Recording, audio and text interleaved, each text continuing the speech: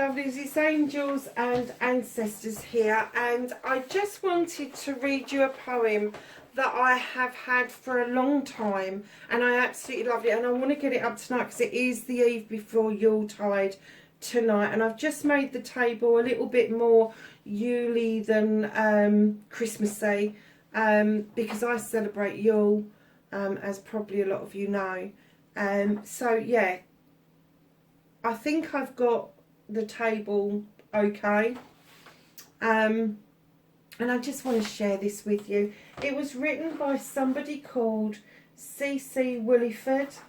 I don't know who that is, but if you do manage to see this recording, know that I love this poem so much, and I just hope that I do it justice in the way that you intended it to be read. So it's: 'Twas the night before Yuletide. 'Twas the night before Yuletide, and all through the glen not a creature was stirring, not a fox, not a hen. A mantle of snow shone brightly that night, as it lay on the ground reflecting moonlight.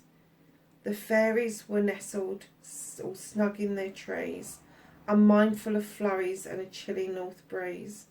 The elves and gnomes were down in their burrows, sleeping like babes in their soft earthen furrows.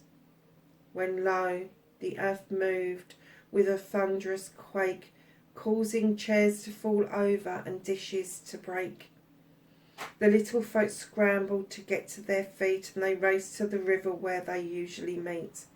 What happened? They wondered, they questioned, they probed, as they shivered in their night clothes, some bare arms, some robed.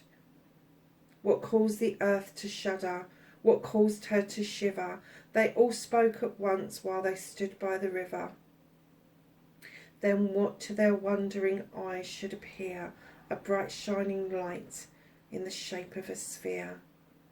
It blinked, it twinkled, it winked like an eye, then it flew straight up and was lost in the sky. Before they could murmur, before they could bustle, there emerged from the crowd with a swish and a rustle a stately old crone with a cane in her hand, resplendent in green and a flowing white mane. As she passed them by, the old crone's perfume, smelling of meadows and flowers abloom, made each of the folk think of spring, when the earth wakes from slumber and the birds start to sing. My name is Gaia, the old crow proclaimed, in a voice that once was both wild and tamed.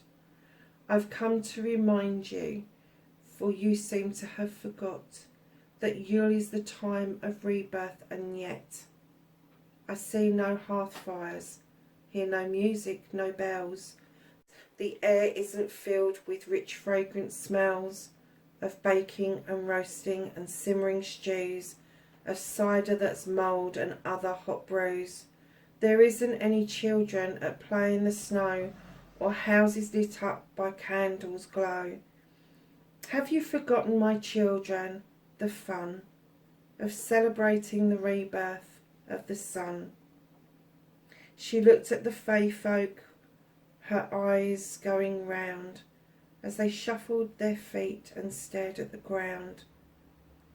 Then she smiled, the smile that brings light to day.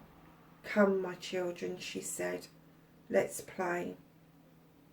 They gathered the mistletoe, they gathered the holly, threw off the drab and drew on the jolly. They lit a big bonfire, and they danced and they sang. They brought out the bells and clapped when they rang. They strung lights on the trees and bows oh so merry, in colours of cranberry, bayberry and cherry. They built a giant snowman and adorned them with hats, and surrounded them with snowbirds, snowcats and bats. Just before dawn, at the end of their fest, before they went homeward to seek out their rest, the faith folk gathered round their favourite oak tree and welcomed the sun neath the tree's fine array. They were just reaching home when suddenly came A gold light returned like an arrow shot flame. It lit the tree top where they could see from afar. The golden sphere turned into a star. The old crone just smiled at the beautiful sight. Happy Yuletide, my children, she whispered. Good night. Thanks for listening, guys. Yeah, it makes me very emotional. So thank you to CC Winifred for writing that beautiful piece, and I will get this up for you a bit later. Thanks a lot for listening. Bye.